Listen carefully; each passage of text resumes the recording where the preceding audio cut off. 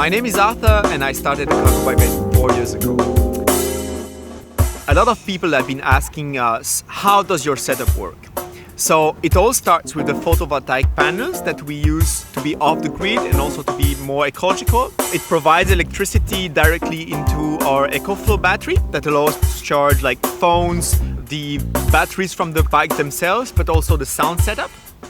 The sound setup starts with a mix table. We've got different instrument plugs like this keyboard sitting on the bike, as well as percussion, but also people can bring their own instruments such as a guitar, a trumpet, microphones that directly can provide the signal to the mix table, then to the amplifier and then to the speakers.